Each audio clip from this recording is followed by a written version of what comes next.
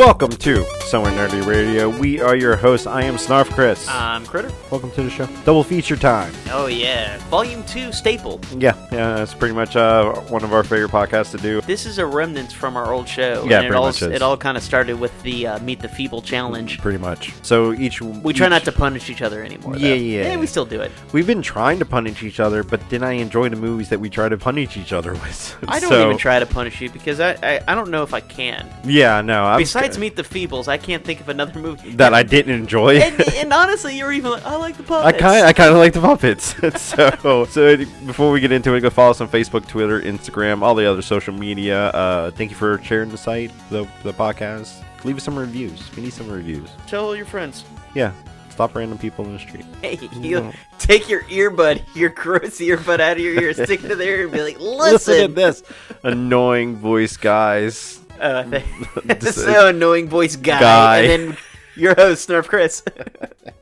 So anyway, we're going to go ahead and jump right into the movies. We're going to start with my movie. This is a movie I haven't seen before we did the podcast, or we watched them. But it is a movie from a Japanese personality that I really like. So we'll get into that in a little bit. But my movie is from 2007 called Big Man Japan.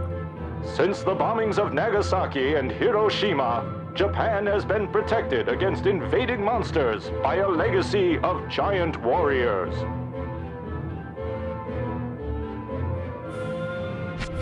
Today, there remains only one.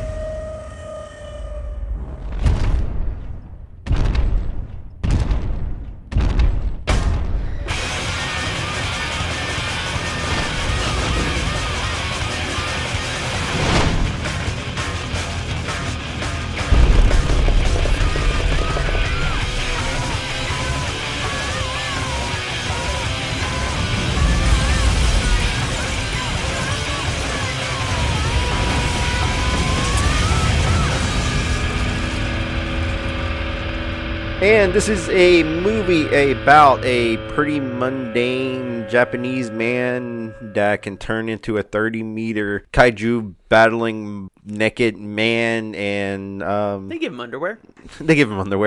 And it's kind of a mockumentary style where he's from a line of other big Japanese men that killed kaiju throughout history. And that's it. It just follows him around, dealing with his very mundane life. There's no conflict in this movie. Nothing.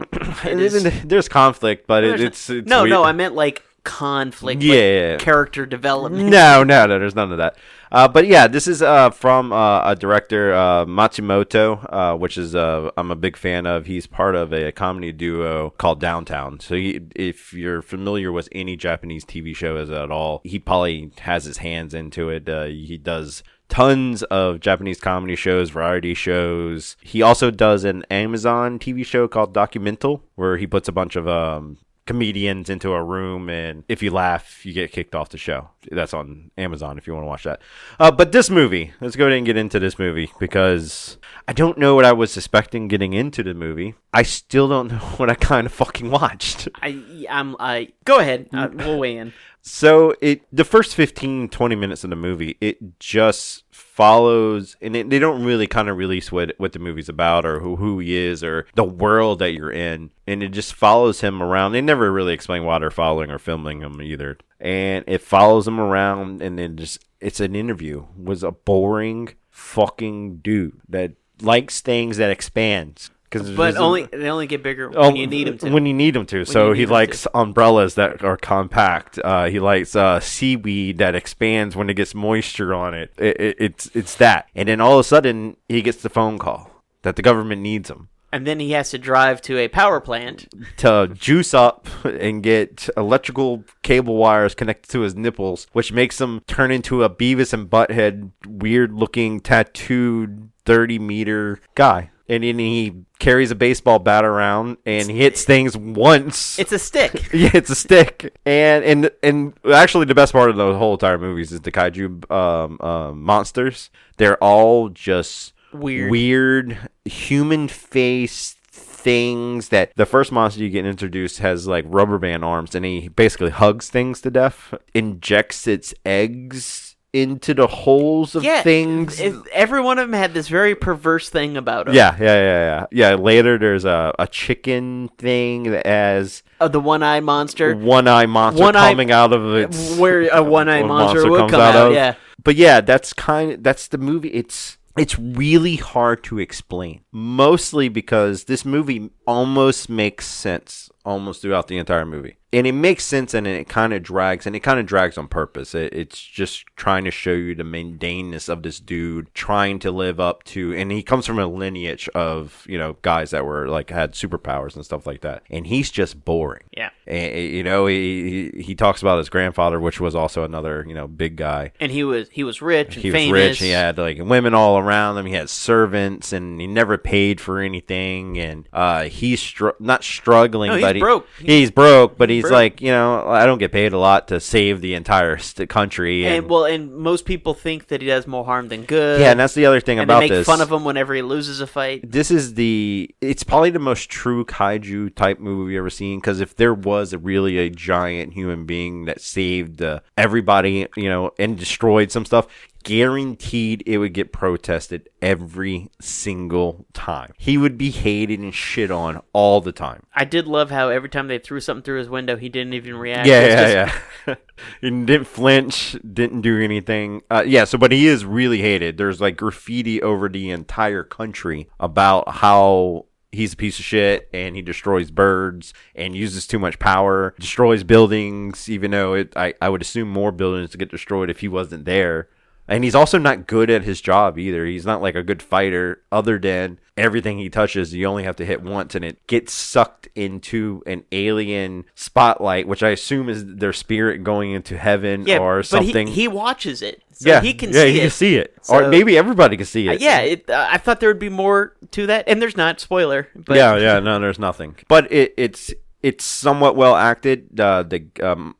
Matsumoto, the main actor, the guy that directed it and wrote it and everything like that. I guess he's acting good, but he's doing what he normally does in any of his other stuff. So, what did you think? I when I started, I'm like, oh, this is good, and then it started dragging out. I'm like, oh, well, this is intentional. Overall, I liked it. Then there was a point where something happened, and it was a different movie. And when I say different movie, I mean literally a different movie. Now, here's the thing. Because they did that, I was like, what the fuck is going on? This is stupid. But when you watch the first half, if you're like, oh, that was something, and this is something else, both are good. Yeah. But neither one are... There's no connection. And neither one is concluded or began. Like, there's no hint of the ending part being in the beginning part, and the end part has no real tie into the beginning part, besides that it was a continuation of the story, and then these new characters come in. And I mean, and this movie came out in 2007, like we said, and there's some like political, you know, undertones. The big monster that ends up killing him at the end of the movie, I assume kills him at the end of the movie.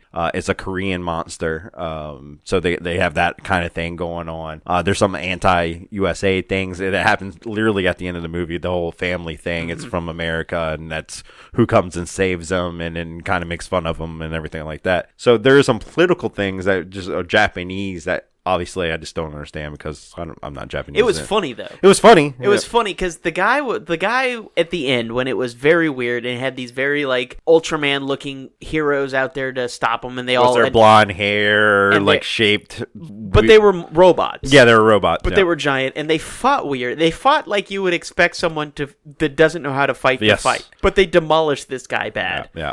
The red Korean demon. Yeah, and then they would, then they're like, all right, our unique beam, our rainbow beam, we're all gonna fire together. And they're like, you come out too. And he's like, oh, okay. And he comes and he's like, join hands. And he does it, and he moves his hand and goes, oh, I'm not doing anything. Like, this is pointless for me to be here. Which I think is like a lot of the political Japanese take on the USA, Korea, and stuff like that. Again, it's weird. And the scene we're describing, it happens at the end of the movie after he dies. So hopefully you already watched the movie and everything like that.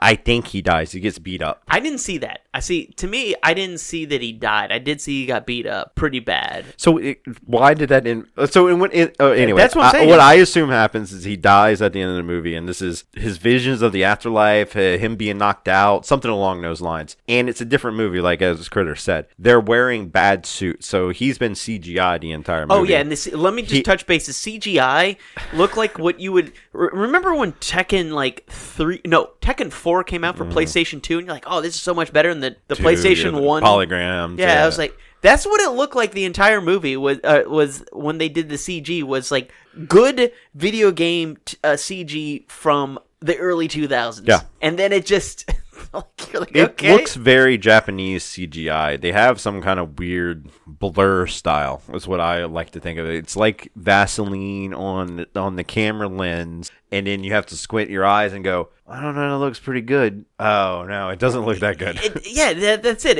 It's like passable. Like if you were in the early 2000s, like, yeah, this is pretty good. Actually, the best CGI in the movie is like all the black and white shot of the grandfather and stuff like that. Some of that looked really good. I've seen like conspiracy accounts show that footage and say, did you know that North Korea had giants? And then they would show that scene. I remember seeing it in this movie. I'm like, I've seen this. That was like some crazy person posted that saying that it's from this movie. Yeah, it's like it's from this movie. Jeez. So yeah, that's how the movie ended.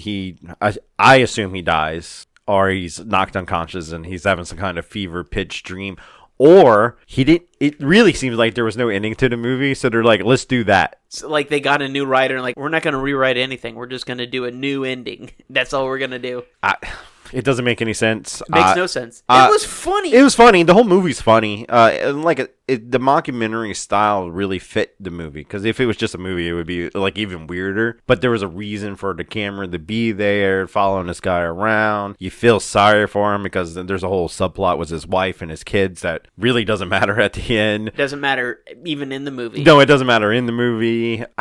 It's a weird movie. It's just a weird movie. Matsumoto, I would imagine, just wanted to make a movie because he doesn't make much movies. This is like one of his only movies he's ever done. He's mostly just a comedian that does, TV shows and stuff like that. So yeah, it's almost a vanity project for him. Yeah, I liked it. The movie didn't make I don't know what the budget was, but it only made like $9.5 million American. So I don't know if he made money or lost money on it. Was that the total box office, or just that was the total box office? Just in America or worldwide? No, worldwide. Oh, okay. So it's not that good. So again, the CG probably costs $100,000 at least.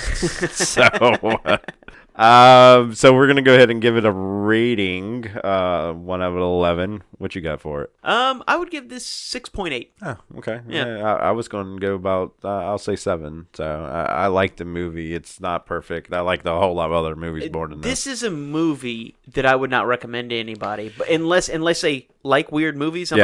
Japanese movies. I was like, watch it. It's weird. It's not worth watching, but I wouldn't recommend it to anybody. It would be a certain type of person I'd have to recommend it to. Like, my wife wanted to watch this movie, but we didn't have enough time, so I'm going to probably talk her out of watching it.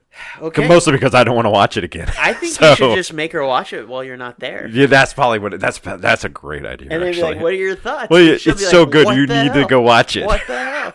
So she'd be pissed at me. He's like, why did you make me watch that movie? I mean, again, I don't regret watching it. No, I don't either. It's not. I think my wife would regret watching it. I don't think I'd watch it again by myself. I'd watch it with other people. I would watch it with other people. You're right. I would watch this with other people, not like some of your other movies. I'm like, I don't want to watch that ever again.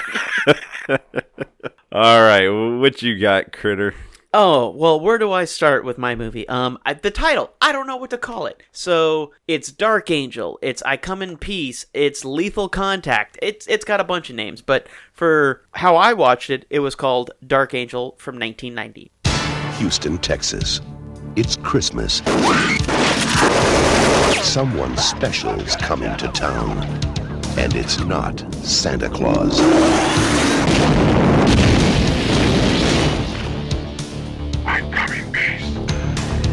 Jack Kane, A cop who does things his own way. What are you doing? Shortcut. He's sensitive, understanding, and kind to strangers. Merry Christmas. But all that's about to end. I'm coming, peace. 3 well-armed men have their throats cut before they can even draw their weapons. Who could possibly move that fast? Aliens. Say what? Are you crazy? It's true. You need a psychiatrist, Jack. Your psycho stole a lot of heroin to kill people with. What are you gonna do? Tell them we're fighting drug dealers from outer space? Huh? Look out! Human body carries a small electrical charge, right? You tune the disc to the charge and then... What the hell is going on here? As far as you're concerned, this case is closed. It's not our problem anymore.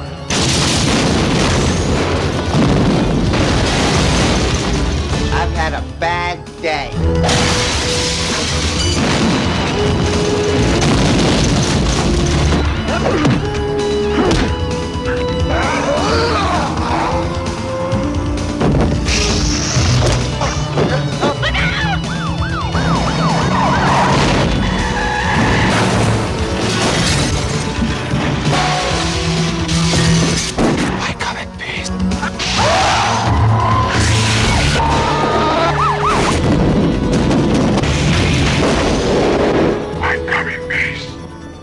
Lundgren. And you go in pieces. Dark Angel. This movie stars Dolph Lundgren is the only name of note. Everybody else is kind of like you don't You've really know. seen him in some things, Sure. but yeah. I mean, so right off the bat, okay, this is the most ridiculous movie. And this was on our Christmas list, so I'm not going to go a ton into talking about it because we've talked about it before. But basically, an alien comes to Earth, right? And for some reason, the only thing he can really say is, I come in peace, and then he kills people. Yep. But he kills people in a very fucked up way because he injects them with heroin, and then they get high. And when they build up all the endorphins from being high, he stabs their brain and takes the endorphins because on his alien planet, those are the drugs. Endorphins. So he gets those endorphins from people high on heroin, and that's what he's doing. So he's a drug dealer. Yes. So that's him. And then there's another alien that comes, who's an alien cop coming to chase him because he's like, we can't have those drugs on our planet. And they're trying to stop him from doing this. And then Dolph Lundgren gets involved because like his partner gets killed in something that goes wrong where the alien comes into this strip club. So there's boobies in this. So there's that. It comes in and kills everybody, injects them and takes their things. And he comes in and at the end of it, he goes, oh, I can't believe they killed everybody. This sucks so bad. And then FBI comes and they're like, oh, you're a hot butt. You know, it's like Dolph Lundgren's the hothead cop, whatever. We got to get him off the case type of deal. There's a scene in this movie where the head of the FBI and the head of the police department are in the know, or is seemingly in the know, but they don't want to tell the people that actually are like very close to touching the people, whatever. Super annoying. But anyway, Dolph Lundgren and the FBI agent are like, it now becomes a buddy cop movie. It does. And they don't get along super well, and Dolph Lundgren is super cool, super tough. And rich. And rich for a cop. Like, it's all of it's He had weird. like an amazing apartment. Yeah, And even the FBI agent is like, what the fuck do you do? Yeah, apparently he just had to have family money. But he, and of course Dolph Lundgren does all kinds of cool, like, martial arts, wearing tight 80s or early 90s jeans, which is impossible.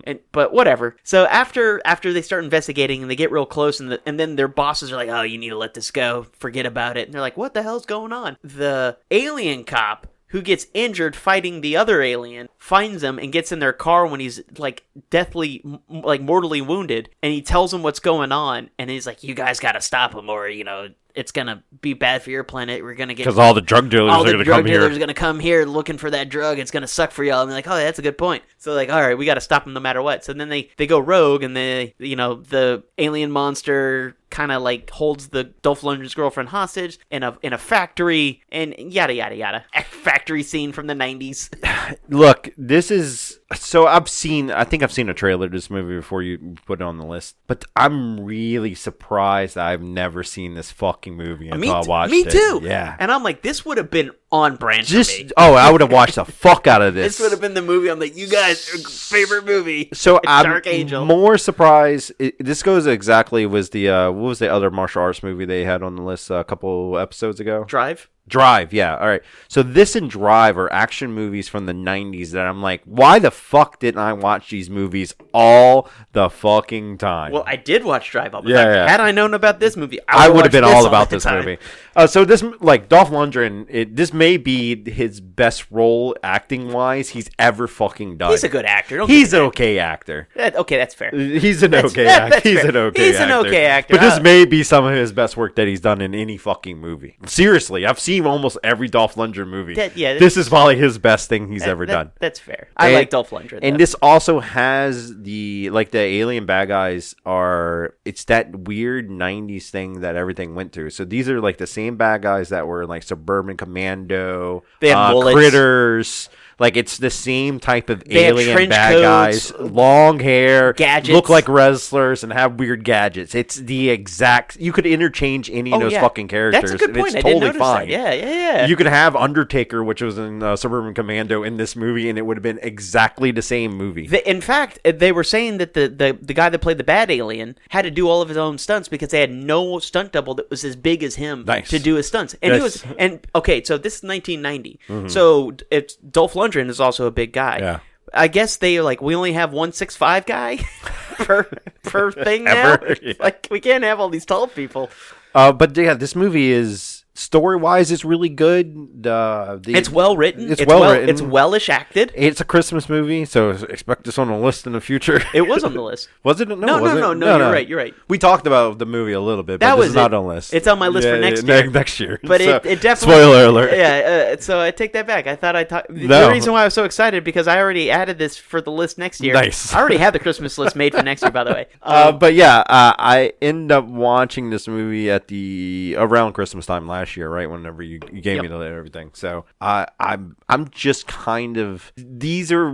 The last few movies that you put on the list is movies that instantly got put on my rotation. Like Drive. And I've done watch that movie like fucking 10 times now. Welcome. Well, it goes on, like, I just put it on now. Yeah. So whenever I'm just wanting a movie for a background, I'm like, oh, cool action movie, I'm going to put that on. This movie, since Christmas time, I've watched like 3 times now. Yeah, it's good. Like, I try to if you were actually like if you watch the movie and you're like, that's actually a good story. That's a good premise. It's a good story. It's a good, it's new but not new. It doesn't do anything to make you like, oh, I don't want anything that new. Yeah. It's a cop movie. It's a buddy cop movie with it's sci-fi aliens, weird alien things, drug dealers. Yeah, it's just on those list of movies that of action 90 action movies. I don't know or understand why this movie's not talked about more. Well, mostly because there was a lot of this weird action 90 movies and late 80s action movies. Well, it's weird because this movie was wildly popular or surprisingly popular outside the country. Right. And then, like, they were surprised, and, like, in America, it did okay. Mm-hmm. It made all of its money back. And there's even talk of a sequel. And they were going to, and do all kinds of different versions of things. None of the original characters coming back. But then this movie was apparently almost made several times. One version had Arnold Schwarzenegger in it. I can see this as an honor roll. I got 100% good. No, Dolph Lundgren was still Dolph Lundgren type of role. But, like, Arnold was going to be, like, one of the aliens type of thing. Oh, I don't know about that. Yeah. But that's then weird. then Predator happened. Ah, well, yeah. Because this movie was written in 1984. Oh, no shit. Yeah. Okay. So I'm sure. So filmed in the late 80s, released in 1990. Yeah. Nice. Yeah. And there's a lot of weird history about this movie. So if you want to look up something that, like, you never knew about and there's a lot of shit behind it, it's this movie. Yeah. It's kind of good. I'm pleasantly surprised, as fucking usual, whenever we watch some kind of weird movies that I've never heard of or kind of knew about, but just never took the time to watch it. And this podcast forces me to watch a bunch of movies that I would not watch normally. So. Oh yeah, this movie was something that I randomly saw a trailer for on TikTok. Mm-hmm. And I was like, I watched the trailer and I was like, oh, this is me. I'll watch the shit out of this movie. And then I watched it and I'm like, oh yeah, this would have been me for sure. I was like, I watched this with my wife too, and we were about 15, 20 minutes into the movie, and she turns around to me. She's like, "You love this movie, don't you?" I was like, "I fucking do," because it's so me, like just weird bad action movies and stuff like that. But it's good. I've recommended this to like 3 or 4 different fucking people. This now. would be something I definitely recommend to people. This is a lot easier to recommend than Big Man Oh Japan. yeah, for sure. Big Man Japan is very niche. Like we said, you got to definitely be into those type of movies. Everybody's into action movies. And if you're our age or you a little bit older, they will definitely like, if they like action movies, especially 90s and 80s action movies, this is right in their wheelhouse. And it's got He-Man in it. Oh yeah, it's right around the time he was playing He-Man. He-Man was probably 84, 85? No, way later than that. 88, I think. Okay, well yeah, right around the time. Yeah. So this would have been after that. He speaks a whole lot better English in this. So I always thought Dolph Lundgren had a pretty fairly good American accent. Cool. When did he not? Go watch He-Man again. You can barely understand a word he says in that not fucking true. movie. I've seen that movie 1,000 times. Guaranteed. It was in his contract how many times he can redub his lines. Once. They gave him one fucking take because of time. That's why a lot of times it's like very punch-drunk Sylvester Stallone. Well, I just thought that was just how He-Man talked? No, I just thought that's how most about people talk from then. Because Sylvester Stallone talked like that. Arnold, you couldn't understand a word he said. And then you got, Jean-Claude Van Damme, all of them. All of them. So, yeah, I just thought if you were in an action movie, you just had a speech impediment really bad. Wow, that's very true. I didn't even think about that. We need some more Jean-Claude Van Damme talk on this podcast, actually. You know what? We'll bring it. Yeah, we need to do maybe a list of Jean-Claude Van Damme movies. I'm for it. Time Cop. I have a sneaking suspicion it might be a Christmas movie. I haven't investigated yet. Time Cop? I have a sneaking suspicion there's Christmas scenes in it. There's one Christmas scene is Doesn't matter. justifiable in a time travel movie that they can time travel to any time. I don't care. This is now the staple. If there's Christmas involved in one scene, it's a Christmas movie. We justified that on the last list within the days, so. Well, if it started with Die Hard and it's a slippery slope, and I will ride that all the way down to oblivion, baby. So I Come in Peace. What's your rating on that? I'd give it 7.3. 10.3? 7. I thought you said 10.3. God, no. Absolutely not. I was like, are you out of your fucking mind? I thought you went to go get new headphones. You can't hear. I'm going, what did I get? Big Man Japan? 7. I'm going to go 7.5. I really enjoyed this movie. Yeah, this was good, and I would watch it again, and I would recommend it to a lot more people. Actually, I want to lower Big Man Japan a little bit. I think I'm going 6.5 was that, and then 7.5 for this. Yeah, I'm comfortable with that. Okay, yeah, I like that. I like that. I mean, you were fine at 7 as well. Yeah, I know. You've never done the point system, so you've only. I go to like at halves. I'll do halves. I won't do I've like never heard 7. you do a half. Yeah, for sure. I'm pretty sure. I need to get a list of all that on the website so we can. Okay. 7.3 sounds weird now. I thought it's 7.2. Did you? Whatever. There's a difference. There is a difference. That's the point system.